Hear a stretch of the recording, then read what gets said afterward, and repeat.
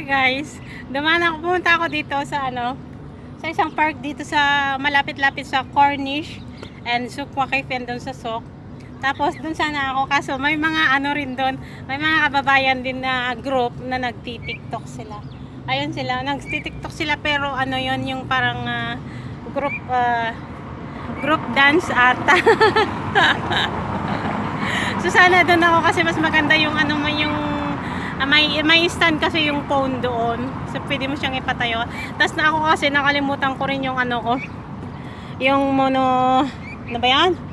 Mono selfie, mono stick ko kaya doon sana ako kaso nauna na sila.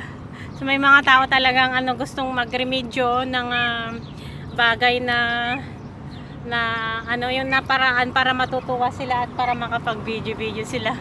Marami sila guys. Tinatawag nila ako kanina pero ayaw ko. Syempre may rin